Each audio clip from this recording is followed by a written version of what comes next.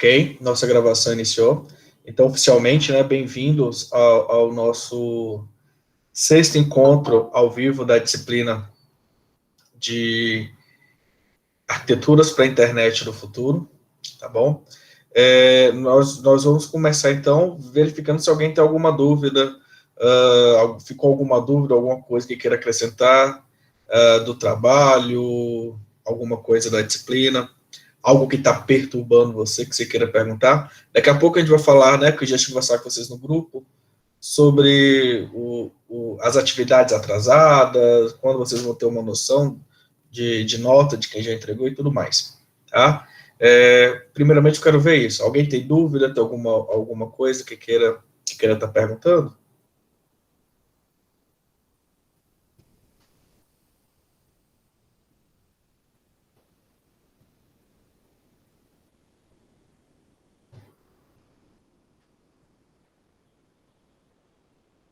Beleza. Pelo visto, ninguém tem nenhuma dúvida. Uma coisa que eu quero acrescentar com vocês sobre o trabalho que vocês fizeram das redes baseadas, definidas, né, por software, é que hoje é um dos estudos mais fundamentais para a gente trabalhar nessa área de arquiteturas para a internet do futuro. É um assunto que é interessante de estar aprofundando. Quem tem interesse, né, de crescer, de desenvolver nessa área de telecomunicações, de redes, então pode aprofundar mais aí, porque é um assunto bem interessante. Bom, galera, essa pesquisa que vocês entregaram hoje foi a quarta pesquisa. Eu vou passar daqui a pouco para vocês a quinta pesquisa que vocês vão desenvolver para quarta-feira da semana que vem. E aí, se a gente for pegar nesse âmbito, a gente está tendo esse encontro hoje, quarta-feira da semana que vem, nós temos mais um encontro. Na outra quarta-feira, já vai ser o dia 16, então já vai ser nossa última semana do terceiro módulo, beleza? O que consiste isso? Então, para a última semana, nós temos aí prova, nós temos o trabalho final que já está marcado para vocês, que é o trabalho do podcast. Então, nós não vamos ter lista, né? Nós não vamos ter pesquisa para essa semana. Então, hoje, com essa quinta pesquisa que eu vou passar hoje para vocês, essa vai ser a última atividade dessas que vocês entregam antes das aulas, beleza? O que acontece?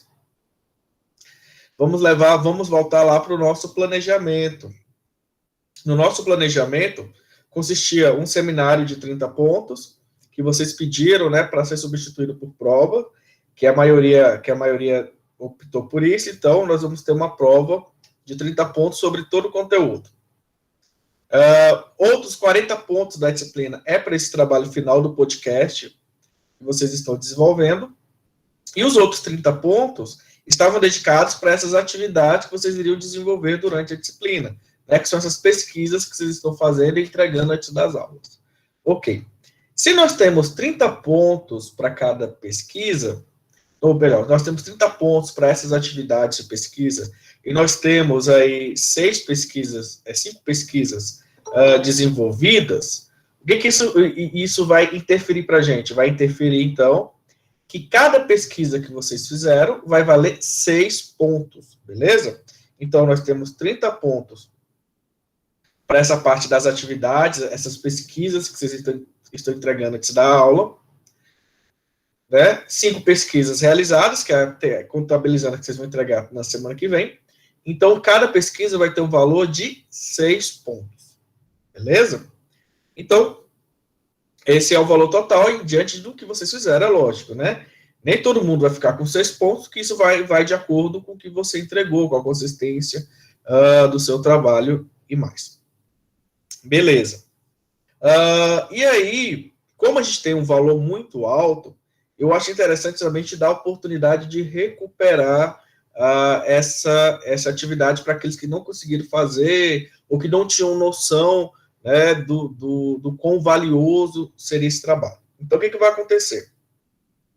Cada pesquisa teve seu tempo, né, teve a sua data específica de entregar. A da semana passada, por causa da dificuldade, foi transferida até o sábado, por exemplo. Né, nós temos uma até hoje. que foi até hoje, né, às 4h59, e semana que vem nós teremos mais outra. Beleza. Eu vou dar o prazo para vocês até o dia 16, que é a última quarta-feira de aula que nós temos. Então, até o dia 16 de dezembro, quem não tiver entregado nenhuma das 5 pesquisas, ou não tenha entregado uma delas, né, esteja faltoso em alguma dessas pesquisas, vai ter até o dia 16 para estar entregando, beleza? O que vai acontecer? Essas pessoas, elas não vão ter direito aos 6 pontos. Essas pessoas vão ter direito a alcançar até 75% da nota, beleza? Ou seja, não vão ser os 6 pontos completos, mas é uma parcela da nota aí para não estar perdendo ponto. Tranquilo? Então, quem tiver pesquisa aí atrasada, que não conseguiu entregar dentro do prazo, porque teve algum problema que não foi justificado, ou porque juntou, acumulou muito trabalho, né? Algo que não acontece, igual teve casos de alunos que eu falei lá para vocês no grupo, que mandaram atrasado com atestado, porque estava com problema médico. Se você está faltoso, então você tem até o dia 16 para estar entregando essas atividades. O que eu recomendo nesse ponto? Já faça atividade, já realize atividade para a semana que vem, que eu vou passar daqui a pouco para vocês, porque você vai ter condições de ganhar ela no total, né, ganhar os pontos totais dela, e o que tiver atrasado, faça a aula, né, entrega a atividade, né, até o dia 16. Teve um levantar de mãos aqui de Diego e depois de Kesley. Algum dos dois quer falar? Ou apertaram sem querer?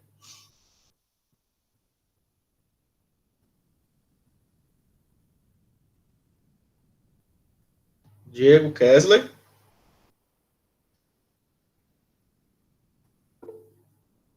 Beleza. Entendido, galera? Então, quem...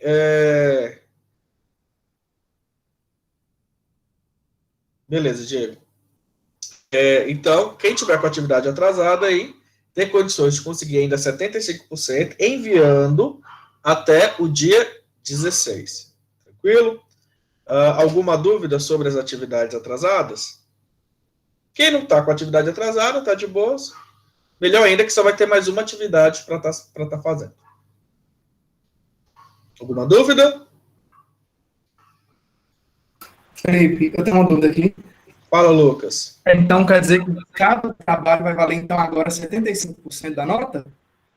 Isso, Lucas. Se você não enviou o trabalho, você vai ter 75% da nota. Então, por exemplo, se você conseguir chegar até 6 pontos, você não vai conseguir chegar até 6 pontos, né? Porque aí é injusto com quem entregou, mas você tem condição de conseguir 75%. E aí, se a gente pensar, né, 75%, você fica ainda superior à média de 60% para estar passando. Sim, entendi. Então, obrigado. Nada. Mais alguma dúvida, galera?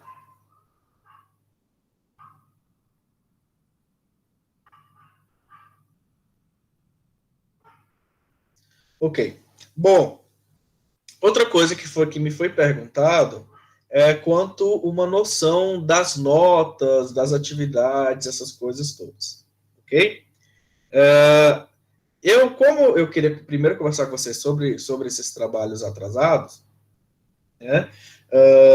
Como é que a gente vai divulgar? A gente tem, então, trabalho para entregar até semana que vem, né? até quarta-feira. Então, na sexta-feira da semana que vem, ou seja, quarta-feira, dia 9, dia 11, eu vou mandar para vocês uma lista de quem entregou todos os trabalhos, ok? E aí, todos os trabalhos que já tiverem avaliados, eu vou dar uma nota, eu vou dar uma noção para vocês também. Vou dizer, se eu já tiver conseguido avaliar todo mundo até a pesquisa 3, aí vocês vão ter lá, por exemplo, pegar aqui o Lucas que conversou agora. Lucas entregou 5 atividades. Até a lista 3, ele está com tantos pontos. Beleza? Então, na sexta-feira, vocês vão ter também o feedback de dos alunos que já entregaram, né, todas as 5 pesquisas, né? E vão saber, né, mais ou menos como é que vai estar a nota até onde foi avaliado. Certinho?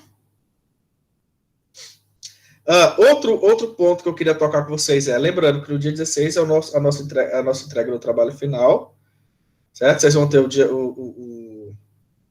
o dia 16 todo aí para tá entregando. O nosso conteúdo, ele vai ser desenvolvido até a semana que vem.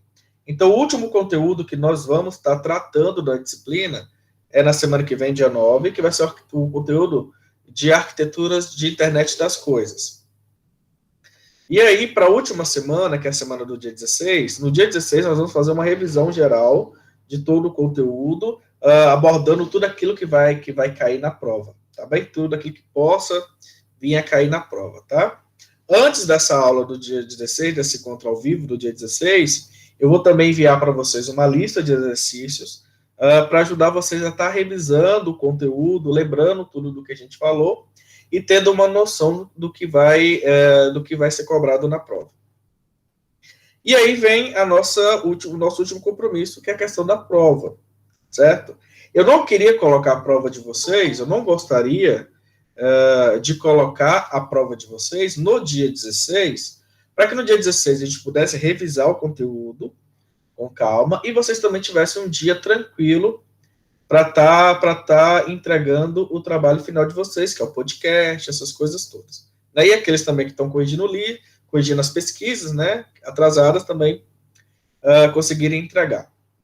E aí, então, eu queria ver um novo dia para a nossa prova. Nós temos aí, após o dia 16, nós temos o dia 17 e o dia 18 para a gente estar fazendo prova, beleza?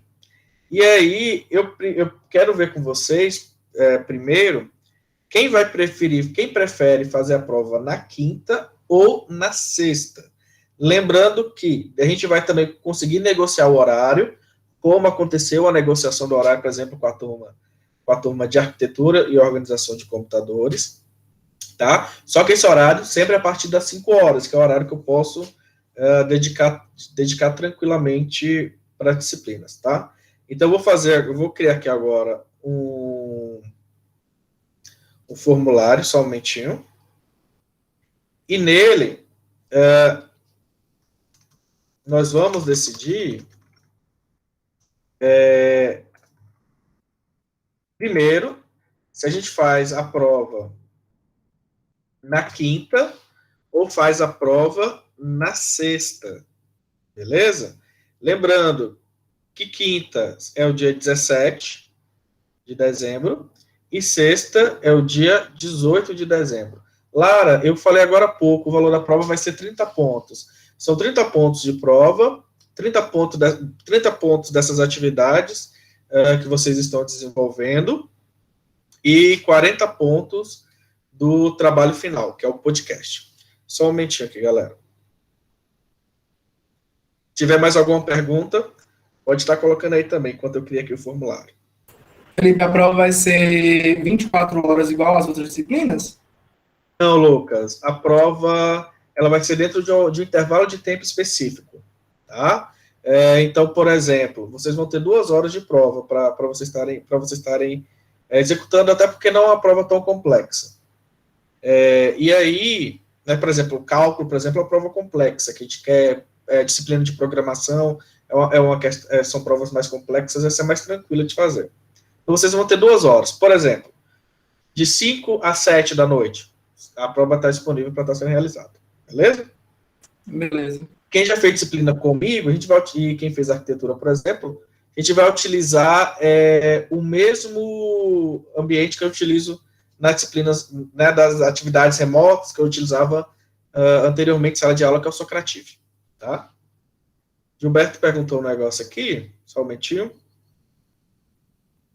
O trabalho final vai passar aqui ou você só vai ouvir? O trabalho final, Gilberto, ele vai ser apresentado no dia 16, certo?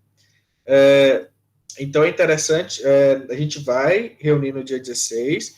Se vocês verem lá, deixa eu pegar aqui só um momentinho a apresentação do trabalho final seus, o que eu mandei para vocês. Só um momentinho, galera.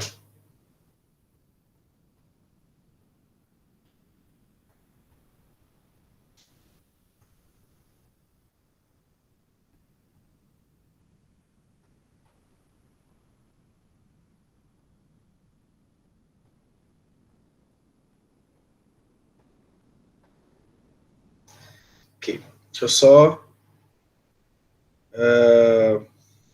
o trabalho seus, ele vai ser apresentado, no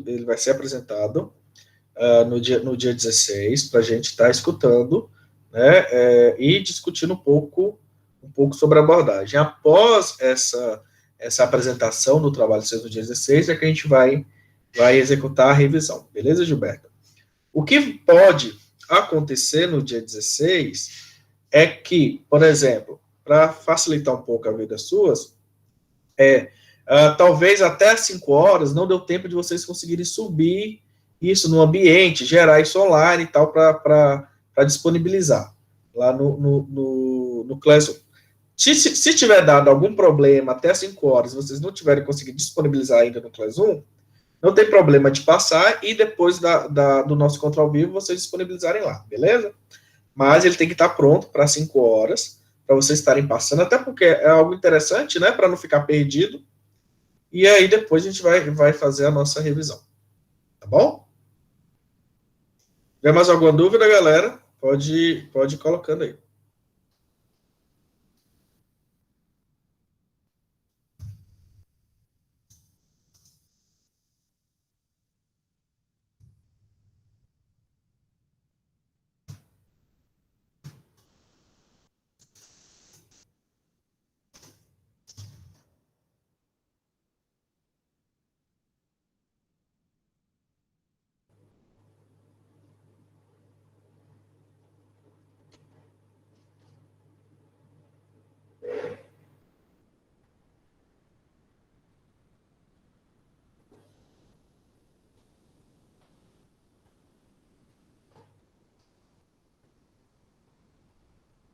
Galera, tá aqui para vocês o link do formulário.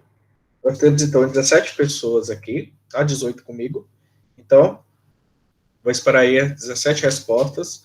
Primeiro, igual eu falei com vocês, nós vamos decidir se a gente vai fazer a prova no dia 17/12 ou no dia 18/12, tá bom? E aí, depois da resposta, nós vamos definir o horário. Agora, 10 respostas. 11.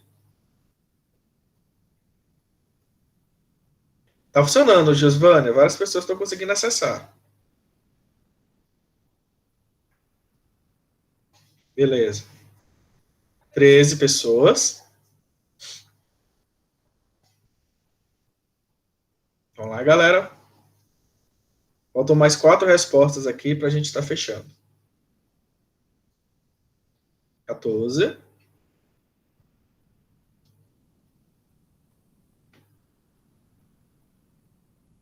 Vamos lá. 15 respostas.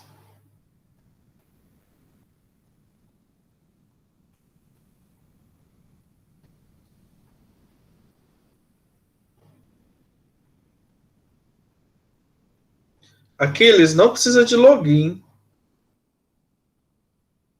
Porque eu desabilitei para todo mundo. Pode ser que alguma coisa do Google.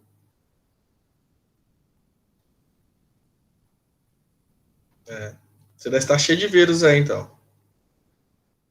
Galera, como faltam só 2 respostas e não vai bater, eu vou projetar aqui para vocês, então, o resultado. Tá bom? Só um momentinho.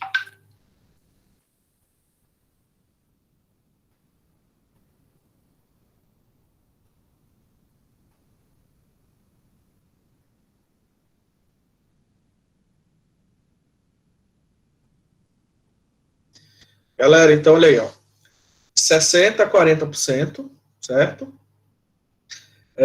Então, a maioria optou pela prova ser na quinta-feira, dia 17. Beleza? Então, a prova vai ficar aí para a maioria na quinta-feira, dia 17. Certo? Parar aqui agora. Beleza. Bom, passando isso, nós vamos agora escolher, né, de forma também democrática, o nosso horário. O horário da nossa disciplina é às 17 horas. Então, a prova, ela iniciando na quinta-feira, dia 17, às 17 horas, vocês terão até às 19 horas para executar a prova, certo? Começou às 16, às 18, por exemplo, até às 20, e assim sucessivamente. Por exemplo, o pessoal de arquitetura preferiu fazer a prova às 20 horas, né? Então foi de 20 até às 22. E aí eu quero escutar agora vocês. Além das 17 horas, perdão, além das 17 horas, alguém propõe, sugere um outro horário para que a gente possa colocar aqui em votação? Ou todo mundo concorda com a prova que vai ser 17? Ó, Luana colocou 19, Gilberto 18, Kesley 21. Você quer ir com prova até 23 horas, Kesley?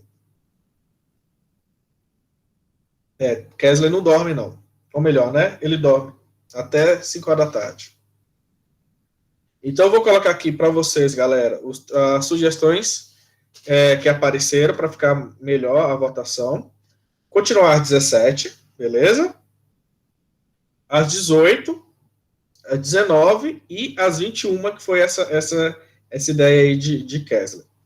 Só um momentinho que eu vou colocar aqui para vocês. Para a gente fazer, galera.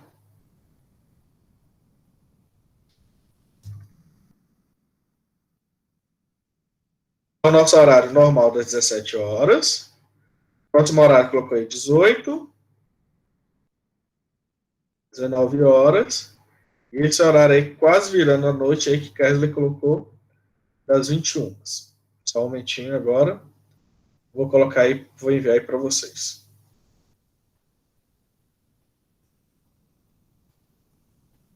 Isso, essa questão que o William colocou aí de que tem muita gente que sai do trabalho às 17 horas é significante também. Então é bom vocês pensarem aí. Só um momentinho, galera.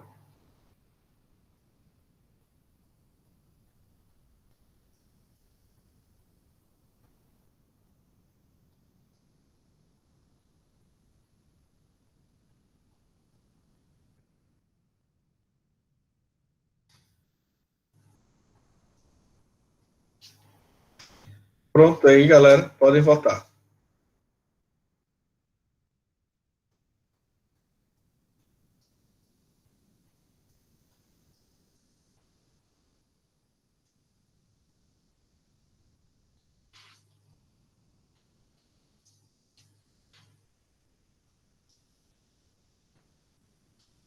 Agora nós temos 19 pessoas em sala, certo? Então nós precisamos de 19 respostas. Temos 15 até agora.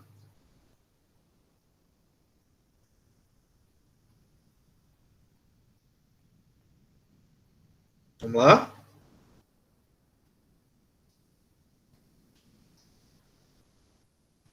Faltam mais 4 pessoas a responderem.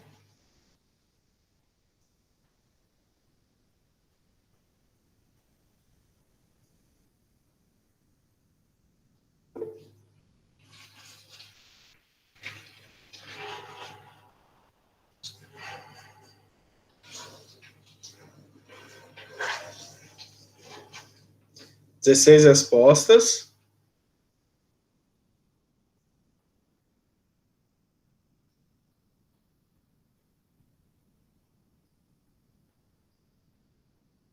Bom, já deu o nosso tempo aí. Então, eu vou projetar aqui para vocês, galera. Só um momentinho.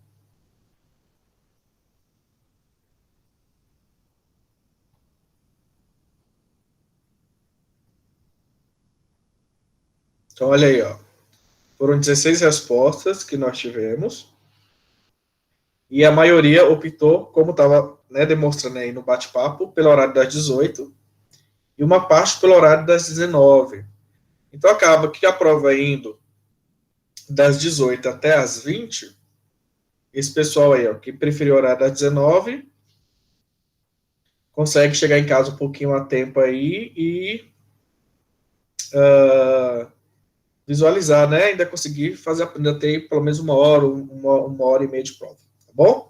Então nossa prova, ela vai das 18 até as 20, Gilberto. 2 horas dá tranquilo. Até quem chegar um pouquinho atrasado, consegue fazer. Você viu lá, você que fez a disciplina de arquitetura, você viu.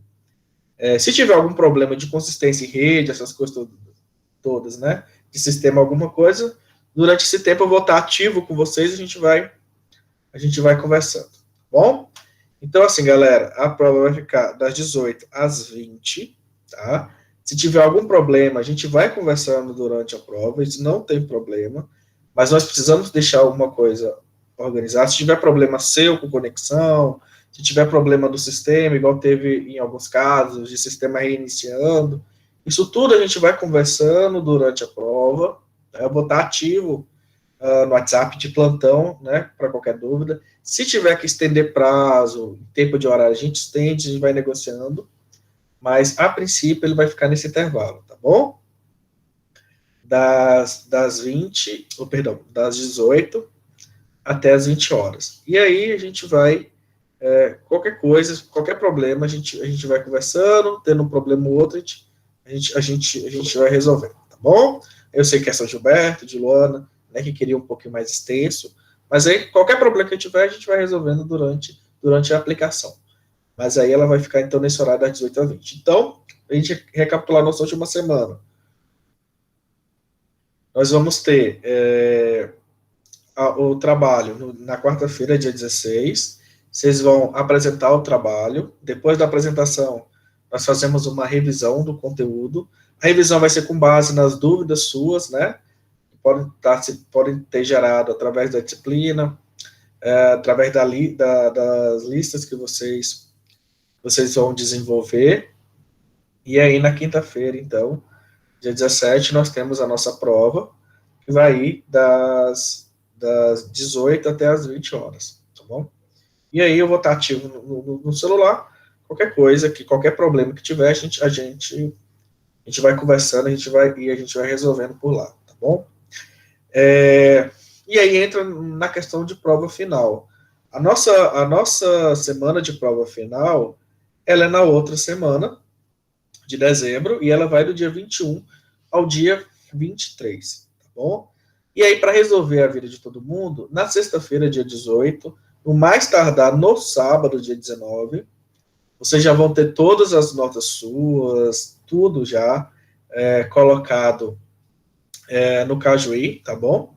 Eu aviso para vocês assim que subir tudo. Gente, já tem a nota de todo mundo no Cajuí, já pode ir lá olhar.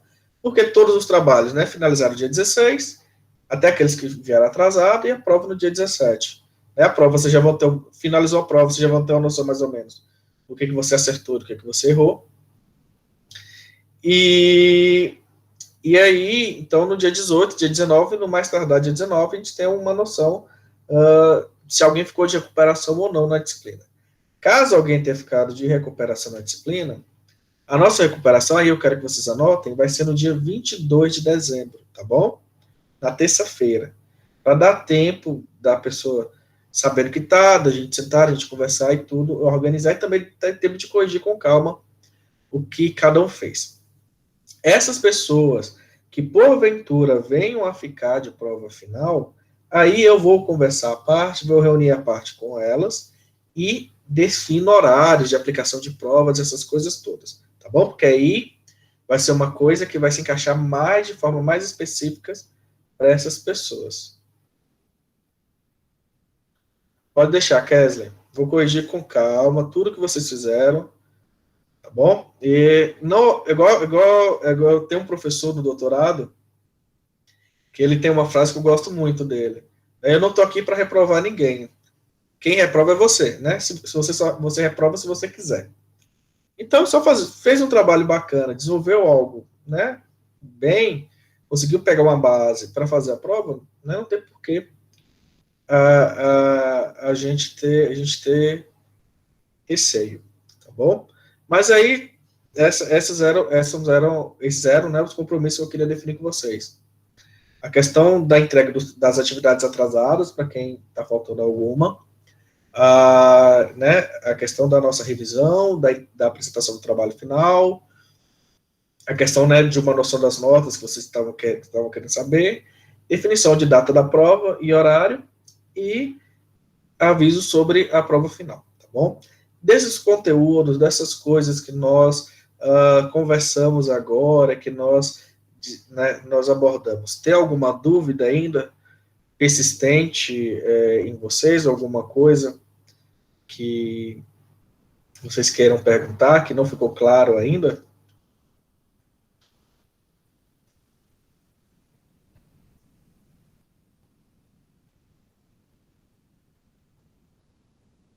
Beleza. Então, nós vamos abordar agora, galera, o último trabalho seus. O último trabalho, não, perdão. A última pesquisa que vocês vão estar desenvolvendo, né? A última atividade, como eu tinha falado para vocês, para estar entregando ela até a semana que vem, no dia 9, tá? Vou projetar aqui para vocês, só um momento.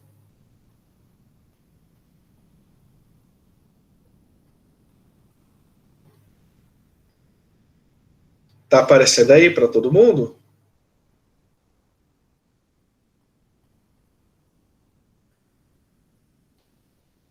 Sim? Não? Beleza. Galera, a última pesquisa que vocês vão desenvolver, ela vai ligar um pouco com o conteúdo da nossa última aula, né? Nosso último conteúdo de aula, é a aula da semana que vem, que a gente vai abordar um pouco sobre arquitetura de internet das coisas. O conceito de arquitetura de internet das coisas em si, ele não é um conceito que a gente aprende tão dentro de arquiteturas para a internet do futuro, beleza? Quando a gente estuda a internet do futuro, a gente vai numa vertente que é até onde a gente vai chegar hoje e expande mais dentro delas. O fato da gente estudar essa questão de arquitetura de internet das coisas é porque é algo dentro dessa rede de computadores que nós temos atualmente, que é necessário, né, de toda essa evolução que a gente vai estar partilhando. E aí, quando a gente fala de internet das coisas, nós abordamos muito a questão de mobilidade, né, que também foi outro conceito que a gente foi vendo aqui, dentro dessa questão de arquiteturas para a internet do futuro. E aí, quando a gente entra em mobilidade, a gente lembra muito da questão das redes de celulares, né? Né, de todo esse conceito que a gente tem 1G, 2G, 3G, 4G, 5G, que cada vez ficou mais comum no nosso dia a dia, certo? E aí, então, a última pesquisa que vocês vão estar fazendo, ela vem aliando a esse conceito, né? Ela vem trazendo essa questão da geração dos celulares, né? Primeira geração de celular, que vocês vão ver lá, quem quiser aprofundar mais do que a gente vai fazer, mas a primeira geração de celulares lá na década de 70, então a primeira ideia de celular que você tem, que é esse celular analógico, surge lá no meio da década de 70, então quase 50 anos, quase paralelo com essa ideia do que a gente tem da ARPANET. Depois nós tivemos a segunda geração, que é a digitalização dessa proposta dos celulares, né? Que aí foi o que a gente começou a usar no início da década de 90, 90, ali, né? Até chegar na terceira geração de celulares, quarta geração, que é o que a gente utiliza atual, e a quinta geração, que antigamente tinha uma previsão de iniciar no Brasil em 2020, mas aí atrasou a leilão, que só vai, que se Deus quiser, vai acontecer no ano que vem, né, em 2021. E aí hoje se tem uma previsão de que em 2023 a gente vai ter essa ação da 5G como eficiência. Só que, a gente já até abordou aqui na disciplina, nós já chegamos ao conceito, né, aos estudos da tecnologia 6G, né? A gente viu Lucas, se eu não me engano, Lucas Pimenta, ele trouxe em uma das aulas, né, a questão do satélite 6G que a China já enviou, e a gente tem essa tecnologia começando a ficar disponibilizada para o mundo em 2028, mais ou menos. E aí a ideia nossa, então, dessa última pesquisa é que vocês possam entender essa evolução das redes de celulares e o que elas vêm agregar nesse nosso cenário, né? O que a gente vai fazer? A gente vai pegar desde lá do início, eu achei que é muita coisa para vocês lerem, mas aí a gente vai pegar a partir da rede 3G, porque o 3G é algo que até algumas pessoas ainda têm celulares que utilizam 3G hoje em dia, né? Então, uma rede que ela está mais comum, mais corriqueira da nossa utilização. tá bom? E aí, então, a pesquisa SUS vai consistir em investigar a evolução da geração de rede de celulares, ou rede de móveis, ou geração de celulares, né, indo da 3G, da terceira geração, até entender a novíssima proposta da 6G e o que ela vai trazer de benefícios para a gente. Então, vocês vão da 3G, 4G, 5G e até chegar na 6G. E aí, para não gerar aquelas dúvidas, igual vocês estavam colocando lá no grupo do WhatsApp, né? O trabalho, que eu tinha esquecido de colocar no outro, o trabalho tem que ser entregue nas normas da BNT em formato PDF, tá bom? Então, essa daí é a nossa última atividade que vocês vão estar fazendo, né? A pesquisa 5, para estar entregando ela na semana que vem, até as 4h59 lá no Classroom, como tem acontecido corriqueiramente para a gente, tá bom? Tem alguma dúvida dessa questão da pesquisa? Alguma coisa que não ficou claro? Alguma coisa que queira estar argumentando?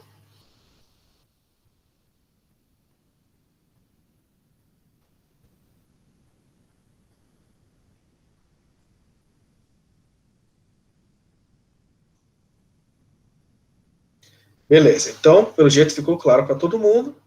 Após a aula, então, eu vou abrir a atividade lá para vocês, tá bom?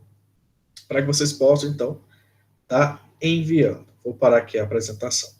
Bom, feito tudo isso, falado todas essas questões, né? Nós podemos, então, estar entrando no conteúdo de hoje, que é a questão de abordagens Clean Slate e integradoras. A ideia desse encontro, né, dessa aula 5, que nós vamos abordar agora nesse nosso encontro, é a gente conseguir ver pesquisas que já desenvolvem nessa questão de internet do futuro, ver ações que já são desenvolvidas, que abordam dentro dessa questão e o que elas vêm desenvolvendo, o que elas vêm trabalhando. É lógico, eu tentei pegar o conteúdo de forma mais simplória para a gente entender, né? Reforçando mais uma vez, porque nós temos alunos, por exemplo, aqui na disciplina, que são alunos oriundos do primeiro período. Então, a gente tem alguns conceitos que seriam muito difíceis da gente estar aprofundando neles, né? Mas a gente consegue, então, ter uma noção da aplicação dessas pesquisas, tá bom? Eu vou apresentar aqui para vocês, só um momento.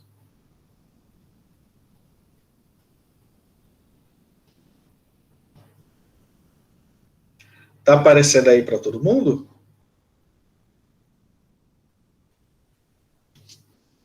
Estou conseguindo ver os slides da aula?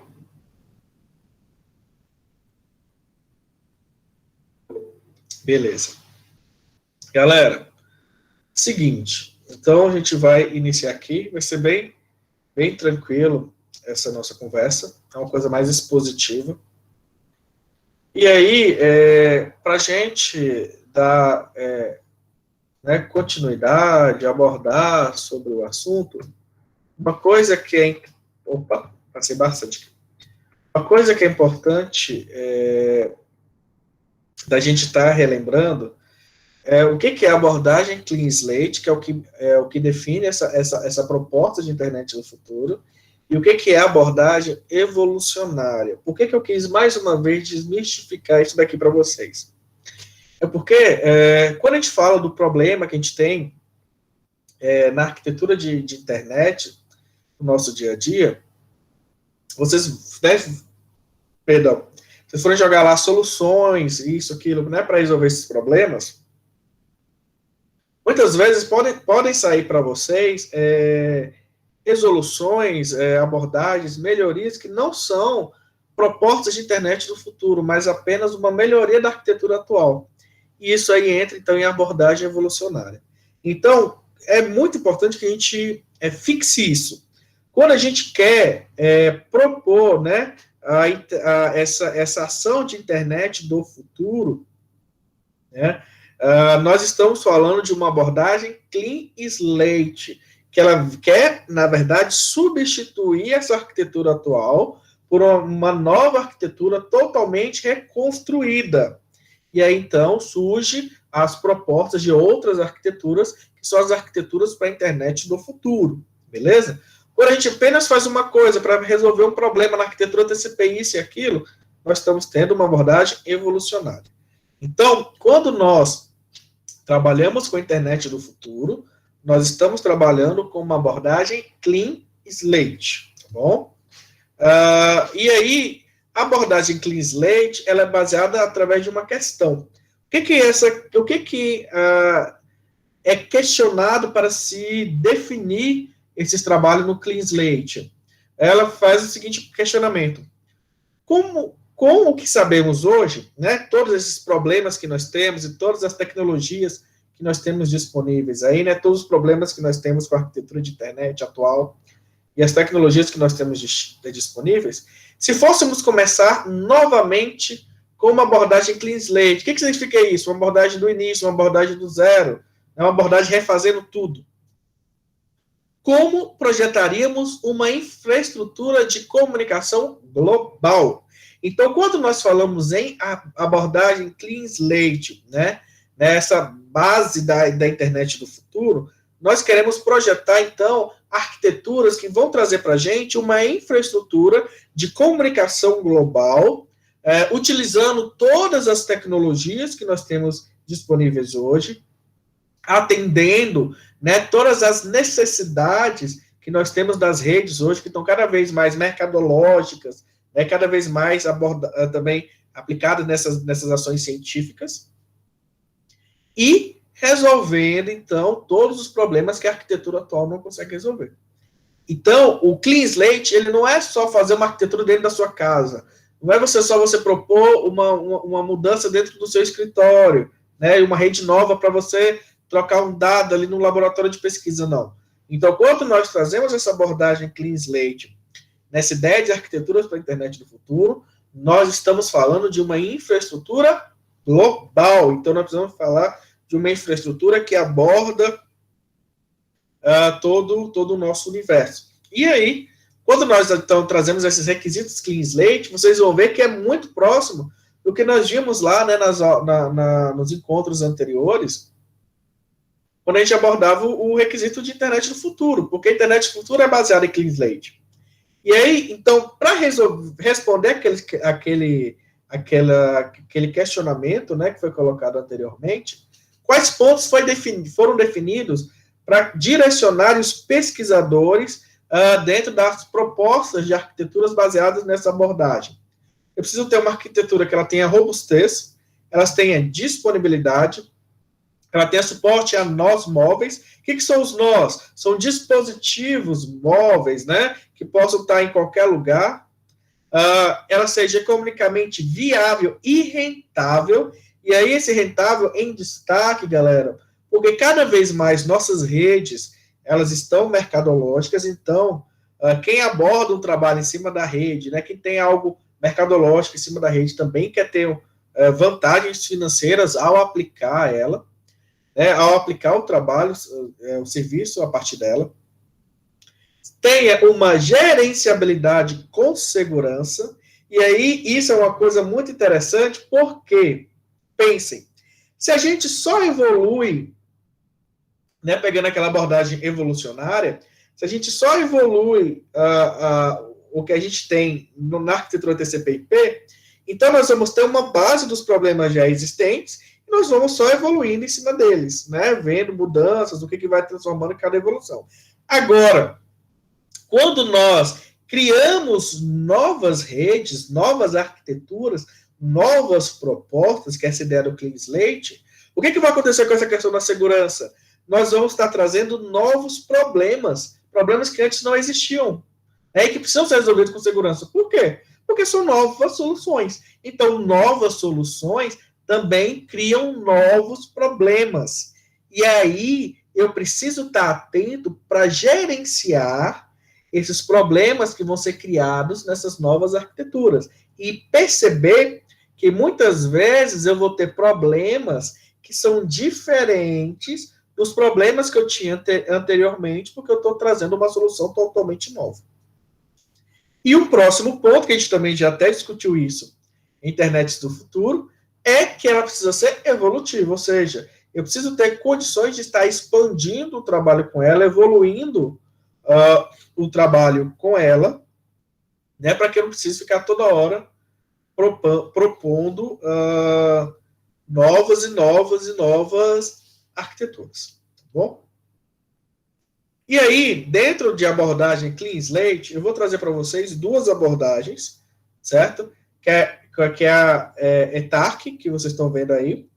Depois nós vamos falar de uma abordagem, rapidamente, né, de uma abordagem chamada Nova Gênesis, que é um pouco mais antiga que a ETARC. A ETARC é mais ou menos, foi proposta mais ou menos em 2012.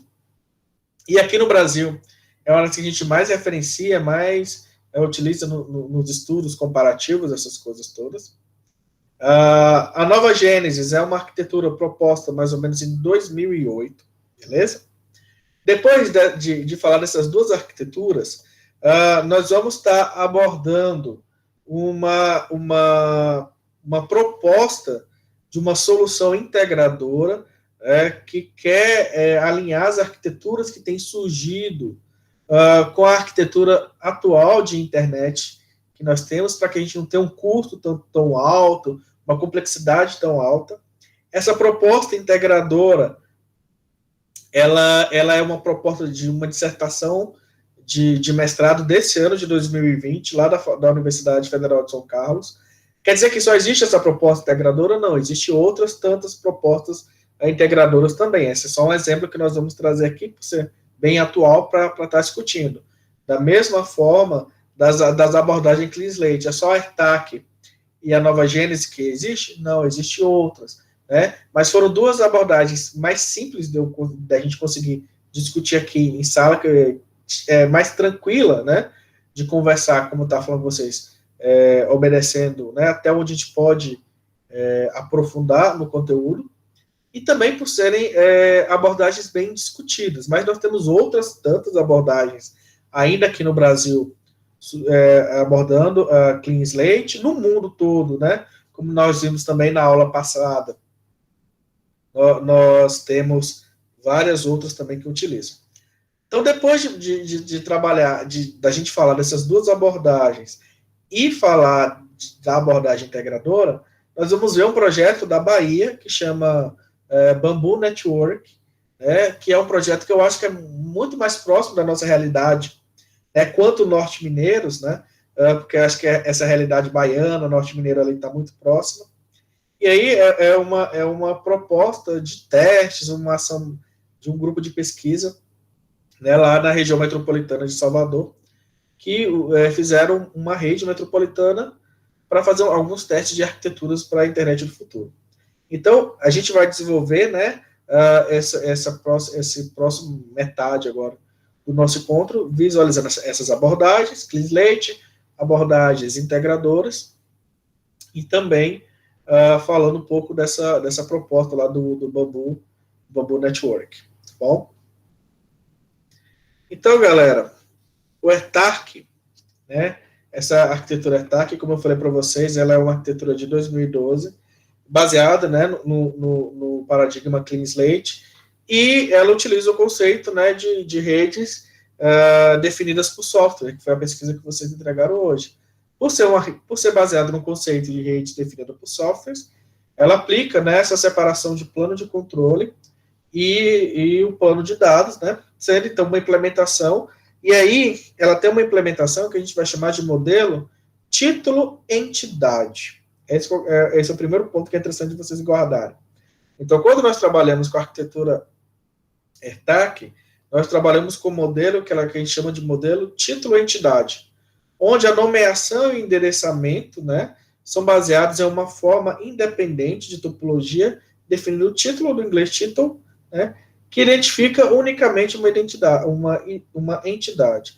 Então, essa entidade vai ter o seu endereço e nomeação definidas por essa topologia título, né, e aí a gente vai conseguir identificar de forma única essa entidade. E aí é interessante que esse título lembra muito a gente questão, né, por exemplo, endereço IP, endereço MAC, né, e outros tipos de endereçamento que a gente tem aí na nossa rede de computadores. Então, o título ele serve para identificar quem é aquela entidade de forma única na sua rede. Tá? Então, esse é o primeiro ponto que marca o AirTag. É esse modelo título-entidade, né, onde a gente vai conseguir referenciar essa entidade através de um título. Outra característica importante da AirTag, galera, é que ela tem uma definição de um canal comum que possibilita a comunicação entre múltiplas entidades. Esse canal, essa comunicação entre múltiplas entidades, nós vamos chamar de workspace. Então, dentro de uma arquitetura AirTag, nós temos uma entidade, essa entidade ela é identificada por um título, e aí a gente vai possibilitar a comunicação entre múltiplas entidades, ok? Que é uma ideia igual a gente tinha lá do multicast, né? De um grupo seleto comunicando. E essa múltipla comunicação, nós vamos estar falando que a gente está esse canal, né? Perdão, que possibilita essa múltipla comunicação, nós vamos estar chamando ele de workspace, ok? Aí só reforça que diversas universidades têm utilizado, né, o AirTag, uma forma de adicionar extensões, arquiteturas como mobilidade, o multicast, que é o que a gente está falando, né, de um grupo seleto comunicando, qualidade de serviço e roteamento. Quem é uma entidade, galera, para AirTag? Então, uma entidade na AirTag, ela pode ser definida como qualquer dispositivo ou processo que possua a capacidade de se comunicar, disponibilizando ou trocando informações com outras entidades. Então, tudo que é dispositivo, nós vamos estar chamando de entidade. Seu computador, seu celular, sensores, sua TV que foi smart, você quiser colocar na rede, né, ou qualquer outro serviço que esteja utilizando, se você tiver uma Alexa, Google Nest, né, qualquer outro dispositivo aí que conecta a sua rede numa casa inteligente, por exemplo, né, ou outros dispositivos, tudo aquilo que troca informação, que vai ser um ponto de gerar informação e sair dele e ir para um segundo ponto, tudo isso nós vamos estar tratando como entidades, né? Então, se a gente fosse pegar naquela definição básica de redes, né, de elementos de comunicação, quando nós tratamos de uma entidade na rede AirTag, nós estamos falando do emissor e do receptor, né? Então, o seu emissor e o seu receptor dentro da sua rede, a AirTag vai identificar ele como uma entidade. Esse emissor e receptor vai ser identificado de forma única por um título, beleza? E aí, dentro da proposta da AirTag, nós temos o Workspace, que é um canal de múltiplas comunicações, onde a gente vai ter a possibilidade de várias entidades estarem comunicando entre si, né? Não ser apenas uma rede peer-to-peer, né, para a par. A gente tem um multicast aí permitindo que um grupo seleto troque informações entre si, né? Eu pego o meu dado, eu pego o meu emissor e dele envio para vários receptores. Né? Isso daí é a ideia que nós temos em todo o multicast. Então, recapitulando, quando nós falamos do AirTag, nós temos a entidade, que são os nossos emissores e receptores, identificados por títulos, podendo trabalhar dentro de um workspace, ou seja, um múltiplo canal, onde eles têm contato com vários, né, com um grupo seleto de outras entidades, podendo estar trocando dados entre si. Certo? Aí aqui, só para firmar mais um pouco a questão do título, o título, então, ele pode ser interpretado como sendo um identificador único que é relacionado com cada entidade, que foi o que a gente já tinha falado.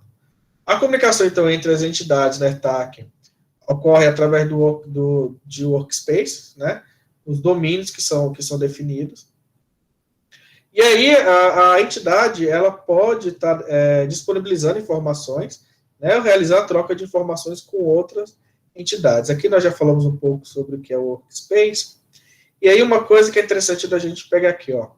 Como que ocorre, então, o comportamento desse múltiplo canal desse workspace? Ele vai ser inspirado diretamente na tecnologia multicast, que é o que a gente já tinha falado, que a gente já tinha, né, falado agora há pouco com vocês. E se a gente relembrar o que é o multicast naquelas definições básicas lá de redes de computadores, né, o multicast é um emissor enviando dados para um grupo seleto, né, de receptores. Então, eu pego aquele dado e envio para mais de uma pessoa. Então, quando eu falo no workspace, que eu estou falando que o meu dispositivo, que está aqui identificado de forma única, se ele quiser, ele pode comunicar com mais de um dispositivo ali naquele espaço, enviando as mesmas informações. Isso daí, se a gente pegar, por exemplo, trazendo uma rede baseada em sensoriamentos, né, isso para a gente é muito importante, porque aí eu tenho um dispositivo que ele pode estar passando informações para mais de uma entidade, né? E aí, então, ele está agindo de forma múltipla. Vamos dar exemplo aqui de uma cidade inteligente. Então, um sinal de trânsito, ele consegue, por exemplo, estar comunicando com o Detran e com o carro automaticamente com a lei. Vou dizer, o sinal está fechado, ele informa para o carro, o sinal está fechado, informa para o Detran, o sinal está fechado, mas o carro passou. Então, a informação que vai ter para o carro fala, opa, né, o sinal está fechado, você tem que ficar.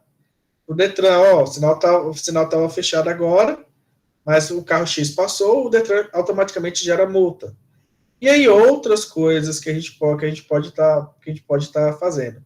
Então, essa ideia do múltiplo canal também possibilita que uma informação gerada por uma entidade, ela possa ser processada nos emissores de formas distintas, né? Então, uma mesma informação, quando eu gero ela e envio de uma vez só para todo mundo, eu faço isso de forma muito mais rápida e possibilito que os meus dispositivos trabalhem com essas informações para N finalidades de acordo com aquilo que eles precisam, né?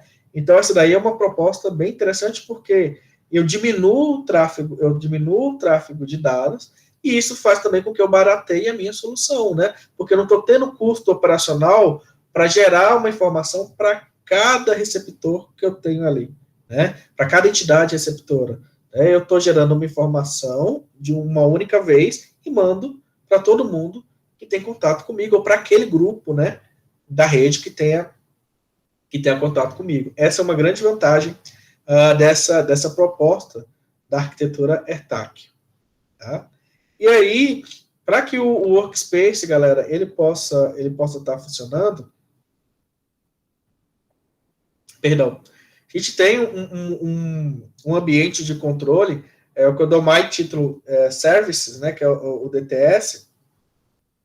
E esse ambiente de controle, então, ele vai ser responsável pelo controle de toda a rede AirTag, né, permitindo serviços como criação, atualização e remoção de workspace, e associação e desassociação de entidades de um determinado workspace. Então, na rede AirTag, quem vai coordenar tudo vai ser o DTS, ele que vai definir, ele que vai ser lá o administrador, né, de toda a sua rede. E aí, então, nós temos uma imagem, né, que representa aí para a gente toda essa arquitetura, essa proposta, né, da rede AirTag, onde vocês estão vendo aí, ó, o DTS gerenciando, né, vários nós aí, né, networks sendo disponibilizados. Nós temos dois usuários aí, ó, no User 1 e User 2, né, utilizando a nossa rede, e percebam que eles têm aí a possibilidade, né, de conectar com vários elementos de rede, que são todas as outras entidades que nós temos aí, possibilitando, então, toda essa conexão. O outro ponto que eu quero que vocês percebam é o seguinte, aí abaixo vocês estão vendo aí o Workspace One, né, ou seja, o Workspace que tá colocado. Então, nesse Workspace, dentro do pontilhado dele, ó, que aí entra a ideia do multicast, né, Quando a gente fala em multicast, broadcast é todo mundo que está na rede. Multicast é o grupo seleto. Então, perceba que nesse Workspace ONE, nós temos o User 1 e o User 2, que estão agora trocando informações, e além dessas duas entidades, nós temos outras entidades aí, né, que é esse que, que ele está chamando de Network Element, e permitir, então, essa troca de informações. Beleza? O passo 1 ao passo 4 está indicando as ações de controle, né? O plano de controle e o que está sendo feito no plano de dados nessa arquitetura. Lembrando que a arquitetura ATAC é baseada, né, em redes definidas por software, que separa esses dois trabalhos de plano de controle e de planos de dados. Beleza? E aí, para permitir o trabalho, galera, da AirTAC, foi definida uma nova pilha de protocolos, né? Lembrando que a AirTAC é uma ideia de internet do futuro, então baseada em Clean Slate, então ela rompe, né, com a proposta básica que nós temos de arquitetura de internet atual, e aí uma nova pilha de protocolos, só que ela tenta se aproximar de definições do modelo OSI, né, que que é um modelo de referência para a arquitetura TCP/IP. Então, ela tenta aproximar ali, porque com algumas pequenas mudanças que nós podemos executar na AirTAC, a gente consegue aproximar muito do modelo OSI, ou seja, a gente consegue aproximar da arquitetura TCP/IP, assim, né, aproximando da nossa internet atual, e aí permitindo possíveis trocas de dados, né, possíveis interligações entre essas arquiteturas, a arquitetura AirTAC e a arquitetura de internet atual. Na arquitetura AirTAC, então, nosso sistema de camadas ele vai ser definido através de 3 camadas. A camada de aplicação vai ser a mais superior, depois nós vamos ter a camada de comunicação e, por fim, a camada de link, né, que a gente também pode chamar de camada de enlace. Essa camada de comunicação, galera, ela junta a ideia que a gente tinha no modelo OSI de camada rede e camada de transporte, então ela vira camadona, né? Os trabalhos mais punks, mais fodas vão estar sendo desenvolvidos por essa camada. Acima nós temos a camada de aplicação, que lembra muito a proposta, né, dos protocolos, do modelo usado na camada de aplicação do modelo OSI e da arquitetura TCP/IP. E na camada link layer, né, na camada de enlace, ele vai ter um trabalho que vai lembrar muito o que a gente fazia nas camadas nas camadas físicas e de enlace do modelo OSI, né, e da arquitetura TCP/IP.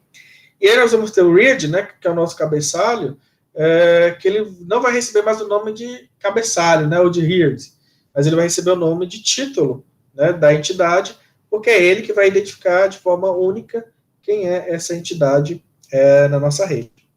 E aí, nesse próximo slide, nós temos mais ou menos essa relação das arquiteturas, né? Das camadas, perdão, dentro da arquitetura. Então, camada de aplicação, camada de comunicação e a camada de link, né? Ou portuguesando isso daí, a camada de enlace. E percebam que a gente tem protocolos, né, muito próximos, ou até os próprios protocolos que são usados na arquitetura TCP/IP, que podem ser aproveitados nessa nossa arquitetura AirTAC, né? E aí isso faz com que ela seja uma das arquiteturas que o pessoal mais gosta de estudar, mais gosta de estar fazendo teste, né? De estar referenciando por estar resolvendo, né? Ou por propor a resolução desses problemas dentro de arquiteturas de internet do futuro e também por ter uma proximidade nessa definição delas com a arquitetura de internet atual. Certinho? Alguma dúvida sobre AirTAC? Alguma coisa que vocês queiram estar perguntando?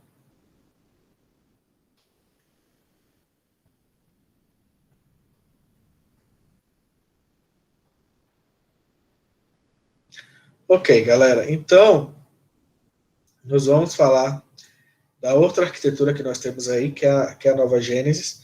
Como eu tinha falado com vocês, a Nova Gênesis, ela é uma arquitetura mais antiga que a AirTAC, ela é mais ou menos do ano de 2008, mas ela traz também algumas propostas interessantes, tá? Então, como eu já tinha falado para vocês, a arquitetura em 2008, ela é baseada no conceito de protocolos implementados como serviço, ok? Que é o PLAS, né? Protocols Implemented as Service. Então, quando nós falamos dessa Nova Gênesis, ONG, que é a sigla que é utilizada por ela, é interessante a gente lembrar que nós estamos falando do conceito de protocolos implementados como serviço. Essa daí era a proposta que a Nova Gênesis trouxe lá em 2008. Então, percebam que ela é mais antiga que a proposta, né, da AirTAC. E aí, alguns pontos que a gente vai discutindo, que vai conversando sobre a Nova Gênesis, a gente vai percebendo algumas ideias um pouco arcaicas, né?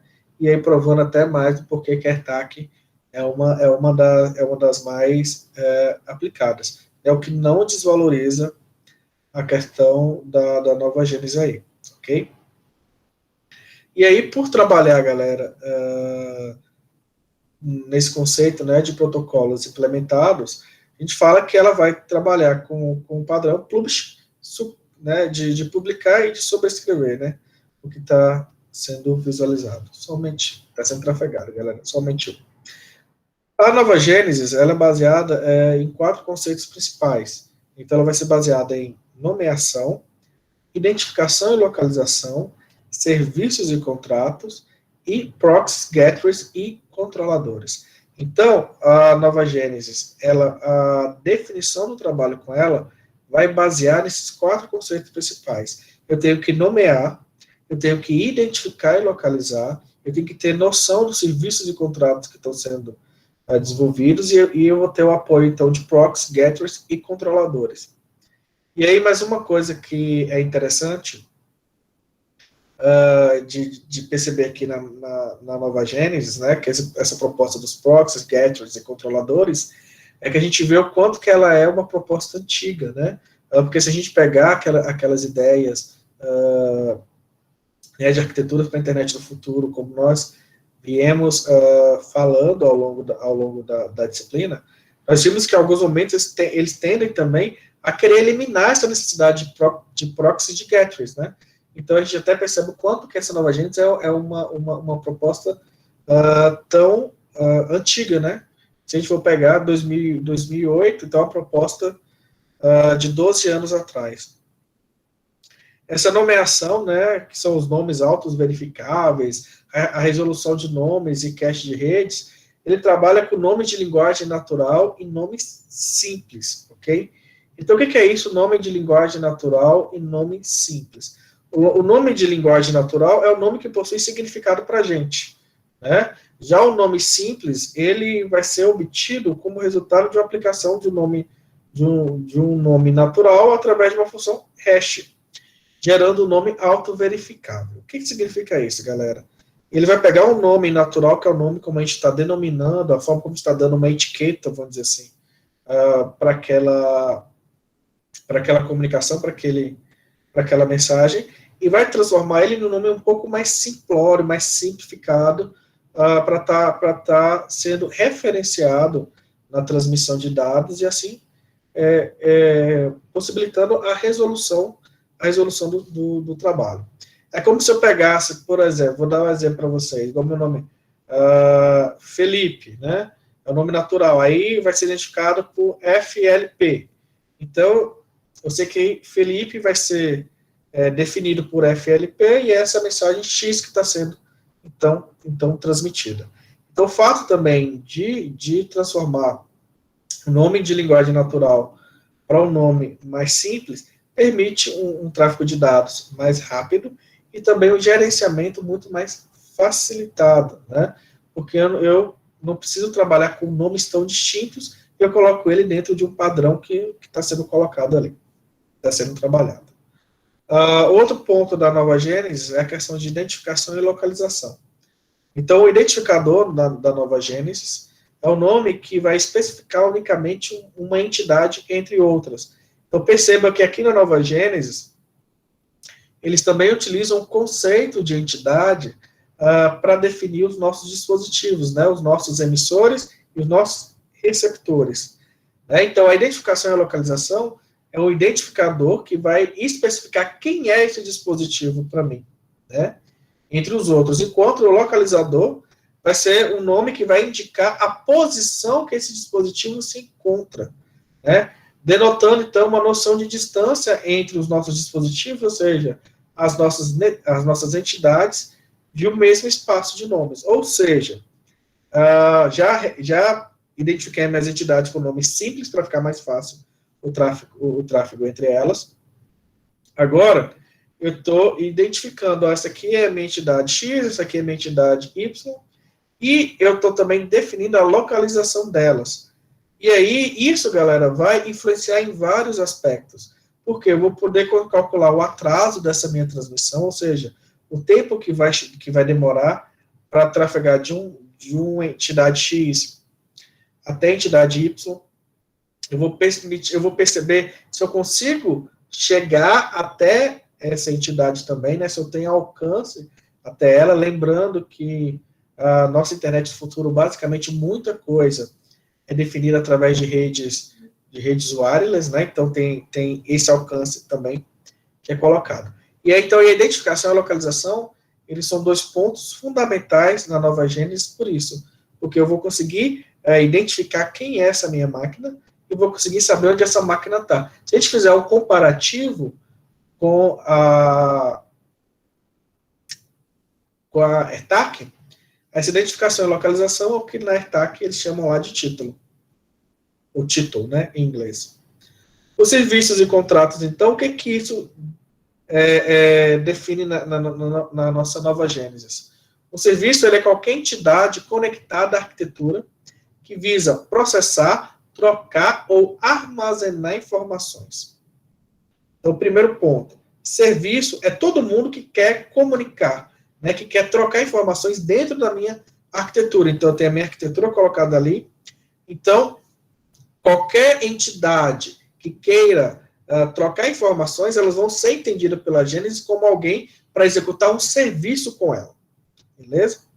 Alguém para executar um serviço com a arquitetura. Já o contrato é o nome dado ao contrato do nível de serviço, né? Entre serviços que definem os limites, responsabilidades, cláusulas a serem respeitadas, critérios para a conclusão e outros aspectos. E aí, esse contrato, galera, dentro da nova Gênesis, lembra muito daquele conceito que nós trazemos de protocolo, né? Por exemplo, eu quero fazer um serviço com a minha arquitetura, beleza.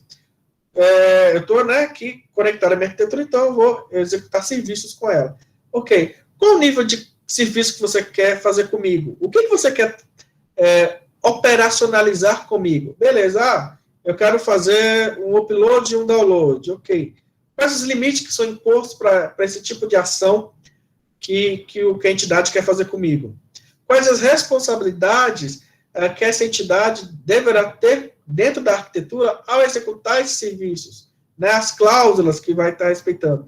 Então, essa ideia de contrato de nível de serviço, né, é muito similar ao que a gente aborda no conceito de protocolos, colocando as regras, impondo como que deve estar acontecendo essa correlação aí dos nossos dispositivos dentro da nossa rede, de acordo com os serviços que eles querem estar executando. Ok?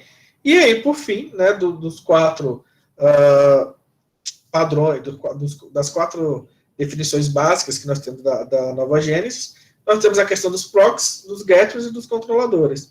Então, o proxy vai ser um serviço que representa as outras entidades para uma composição dinâmica de recursos. O gateway vai ser um tradutor ou ponto de entrada e saída entre diferentes tecnologias, né? Então, eu vou estar sabendo onde está entrando e saindo as minhas informações, quem está comunicando com quem. E o controlador, ele vai ser um serviço que implementa e executa a tomada de decisão em relação às configurações de recursos físicos ou outros serviços.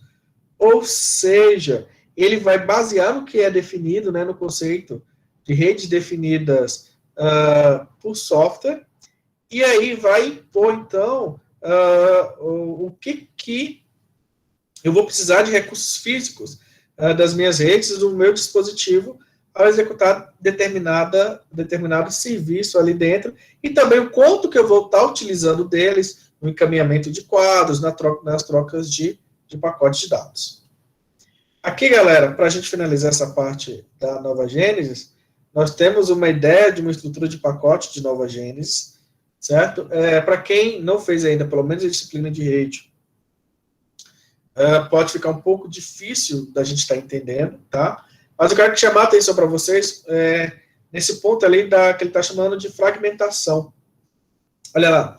Então, o pacote ele é dividido em 4 grandes partes, que é o cabeçalho, né, a fragmentação, outras informações e, por fim, a mensagem, né, que é a que a gente chama de carga útil, que você está transmitindo na Nova Gênesis. Vamos dizer, por exemplo, se eu estivesse transmitindo o meu nome, Felipe, né, então, o meu nome, Felipe, estaria nesse campo aí da mensagem, que é a carga útil, é o que eu estou trafegando. E olha que interessante, essa parte da fragmentação aí, e dentre outras funções, a primeira parte dela vai indicar se esse é ou não o último fragmento, né? Vou dizer que meu nome, Felipe Augusto Oliveira Mota. Eu dividi essa grande mensagem em quatro fragmentos, onde no primeiro fragmento foi o meu primeiro nome, meu segundo nome, o terceiro e o último. E aí, então, essa primeira parte, ela indica se esse é o primeiro ou último fragmento, se esse é o último fragmento. Igual, por exemplo, chegou a mensagem Felipe, né, que é o primeiro fragmento. Ele vai indicar aí que não é o último. Ele vai ter um código indicando, ele não é o último, vem outros fragmentos depois. E aí ele vai ter uma identificação, que é o nome, igual eu estava falando para vocês, né, do nosso fragmento. E no terceiro ponto, ele vai ter uma informação sobre o número. Esse é o primeiro, esse é o segundo, esse é o terceiro. Por quê? Para que eu possa remontar corretamente depois a minha informação como um todo, né? Por exemplo, igual, chegou o fragmento Felipe, chegou o fragmento Augusto, chegou o fragmento Oliveira, chegou o fragmento Mota. Depois, no final, vai ser montada toda a mensagem. Felipe, Augusto, Oliveira, Mota. Beleza? E aí vai indicando, então, qual fragmento vem primeiro? Fragmento 1. Qual fragmento que vem depois? O segundo. E assim sucessivamente. Então, essa terceira parte aí, ela indica para a gente qual é a ordem do fragmento. E a parte de outras informações é que isso é interessante, ele vai indicar qual que é o tamanho da sua mensagem, quantos bytes essa sua mensagem tem. Essa mensagem que a gente está trafegando, ela tem 8 bytes, ela tem 20 bytes, né? Então, isso daí também vai fazer com que sua máquina perceba uma coisa, a informação chegou correta? Chegou 20 bytes de informações? Então, tranquilo, era o que eu estava esperando. Eram 20 bytes, chegou 14? Foi corrompida. Alguma coisa está errada.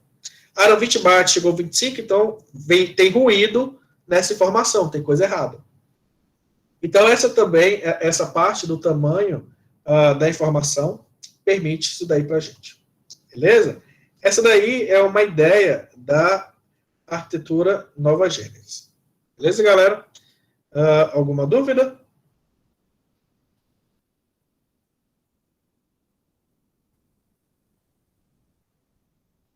Ok. Bom, e aí, como eu tinha falado para vocês, a gente também tem uma ideia de uma solução integradora, ok? Como eu falei para vocês, ela não tem um nome dado a ela, igual a gente tem a arquitetura TARC, a arquitetura Nova Gênesis, né? Ela é uma proposta que ainda, né, provavelmente vai ser mais evoluída ainda em trabalhos posteriores, e ela é resultante dessa dissertação de mestrado do acadêmico José Augusto Tagliachi Gavazza, no programa de pós-graduação em Ciências da Computação da Universidade Federal de São Carlos, né, que foi defendido agora em junho de 2020. Ok?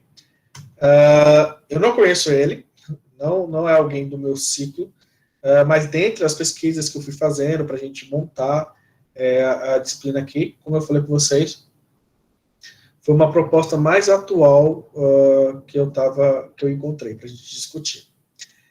Ele parte de que pressuposto, galera? De que é interessante a criação de um ambiente heterogêneo que propicia a coexistência de novas arquiteturas dentro da internet, né?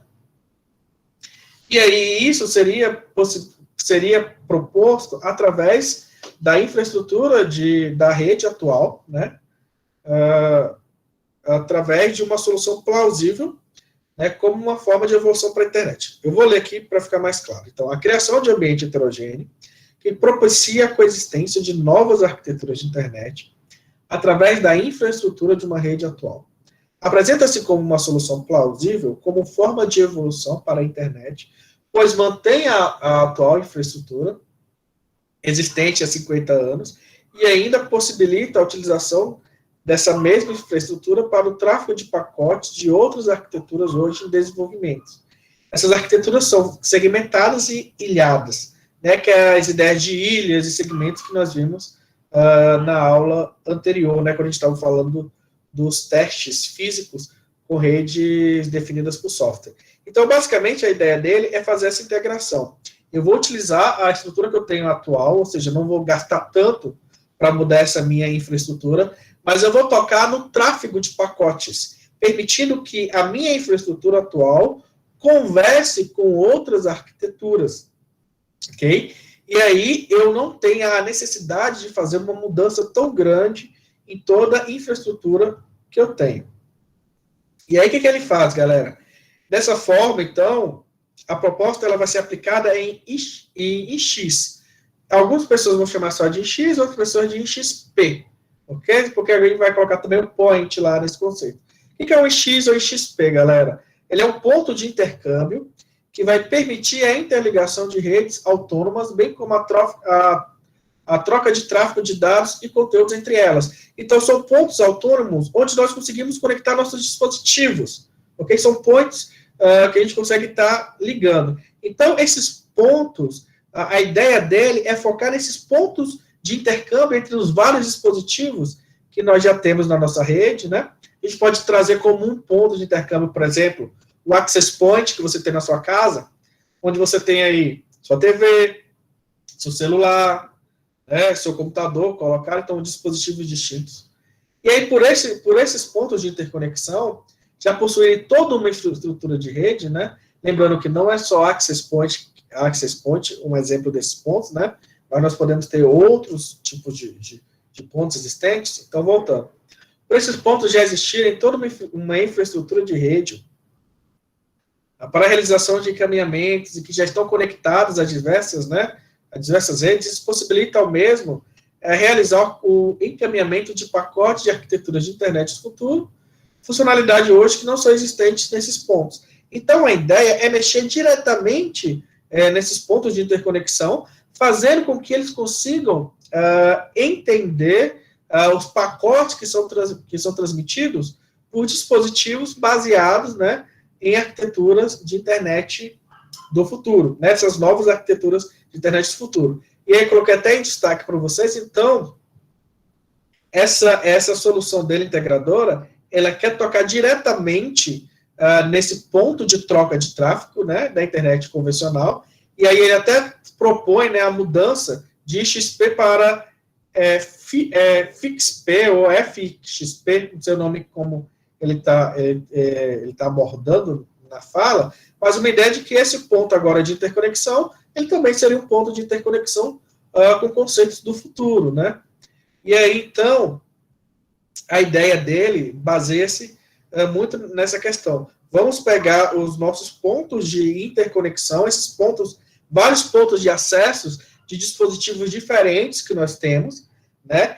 É nesse ponto onde nós temos o nosso tráfego de informações, então onde acontece uma grande troca de dados nesses tráfegos, é eles que estão possibilitando essas conexões, então vamos fazer com que eles consigam interpretar e fazer com que um dispositivo do futuro consiga pegar esse dado dele e mandar para o dispositivo que está numa rede atual assim como um dispositivo que está numa rede atual consiga pegar um dado e comunicar com o dispositivo que está numa rede do futuro. Então, mexendo, não nos dispositivos, não nas arquiteturas atuais que nós temos, mas mexendo nesses pontos de interconexão. Ok? Essa proposta dele é baseada toda, a princípio, ele utilizou como base o protocolo Ethernet, que é 802, o padrão Ethernet, perdão, que é 802.3. Então, todo mundo que tem na arquitetura de internet do futuro e consiga trabalhar dentro, ou dentro ou próximo a regras desse padrão, consegue utilizar ainda essa solução dele. Por que acontece, galera? Como eu falei com vocês, ainda é uma proposta, não é algo que se tem já comercial, né? Então, quando você traz uma proposta, você não consegue aplicar ela diretamente a todo mundo. Você começa pesquisando em um ponto, depois você vai expandindo. Então, até o momento onde ele está utilizando, ele consegue aplicar nesse conceito Ethernet. E aí, a proposta dele vai ser formada por um conjunto de processos, distribuído em 3 camadas, que ele vai denominar, não estou com corona, galera, beleza? Mas foi o ar-condicionado aqui do quarto que fez eu espirrar agora. Mas vamos lá. Distribuído em 3 camadas, que são denominadas camada de controle, camadas de abstração e camadas de comutação. E aí, para que isso possa estar acontecendo, ele vai propor ainda um novo protocolo de controle, que ele aprofunda no trabalho. Aqui, como a aula é mais expositiva, a gente não vai ter condições de estar aprofundando tanto. Então, nós vamos perceber esses 3 pontos que ele vai definir. Então, ele tem uma camada de controle, uma camada de abstração e uma camada de comutação. E aí, no slide, aí, tem para vocês, então, a imagem, né, dessa proposta dele, onde ele está utilizando, então, essas 3 camadas e as correlações e as regras entre elas, né? Camada de controle, que é a camada mais próxima ao usuário, camada de abstração mais intermediária, e a camada de comutação, que está mais próxima da máquina. Bom? E, por fim, galera, nós temos aí, como eu falei com vocês, uma aplicação mais próxima da nossa realidade, que é essa Bamboo Network, né? Que ele é um projeto desenvolvido lá na Bahia, é um projeto em parceria do Instituto Federal Baiano e da Universidade Federal da Bahia, ok? E aí ele tem como objetivo a investigação e implantação de uma rede que deram o nome de Bambu. E aí eles utilizam, isso que é muito interessante, eles utilizam como base uma rede que já é estruturada em Salvador, que chama Remessa, né, que é a Rede Metropolitana de Salvador. Essa Remessa é uma proposta da Rede Nacional de Pesquisa, RNP, em parceria, né, com as secretarias de tecnologia, de infraestrutura dos estados, né, cada estado vai ter um nome para a secretaria que trabalha com tecnologia e comunicação.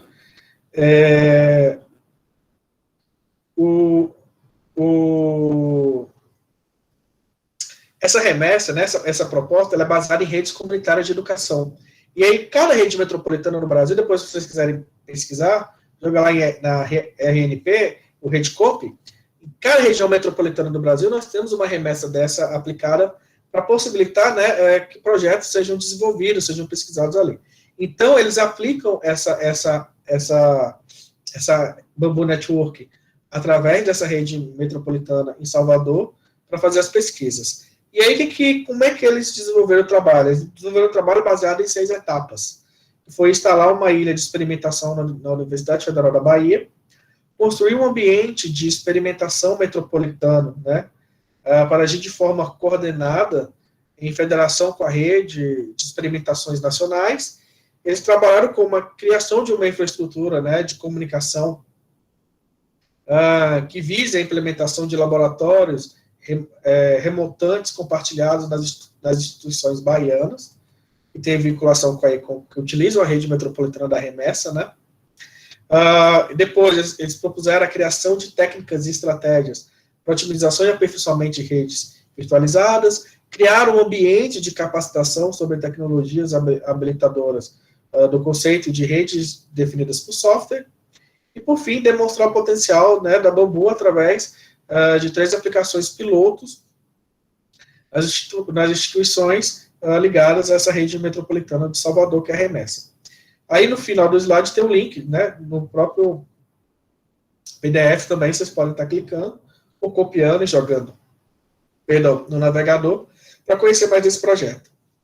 Mas por que eu quis trazer essa proposta do Bambu Network para vocês conhecerem? A gente vê que a pesquisa com a internet do futuro não é algo tão inalcançável, né? Mas é algo que está próximo da nossa realidade, que nós podemos estar desenvolvendo, e que nós temos aí em vários centros, né, desenvolvendo, buscando essas pesquisas, como, por exemplo, o centro próximo da gente aí, que é essa pesquisa baiana que nós temos. E aí, por fim, né, na nossa próxima aula, então, nós vamos estar trabalhando com o conceito de arquitetura de internet das coisas, né, aproximando, então, o que a gente tem dessa nossa realidade, o que a gente vai, quem já tem mudado nas nossas redes atuais e todas as necessidades que nós temos aí de tráfego de dados. Lembrando, mais uma vez, que quando nós falamos em internet das coisas, não necessariamente nós estamos falando em arquiteturas para a internet do futuro, certo? Mas é um conceito que vem a calhar, porque ele relaciona muito com características que nós buscamos nos conceitos aqui abordados na disciplina. Beleza? Do conteúdo, galera, apresentado, tem alguma dúvida do que nós trabalhamos hoje, do que nós falamos? Tem alguma dúvida de trabalho, alguma outra coisa?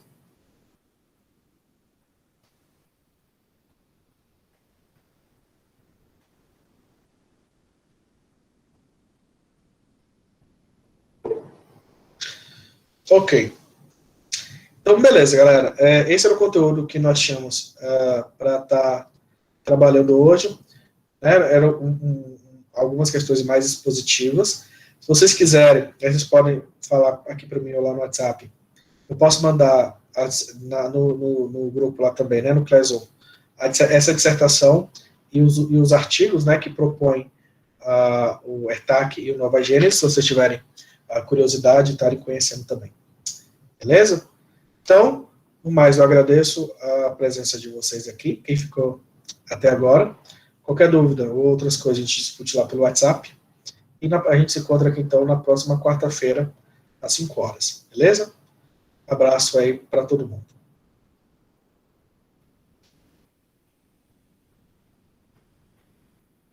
E boa noite.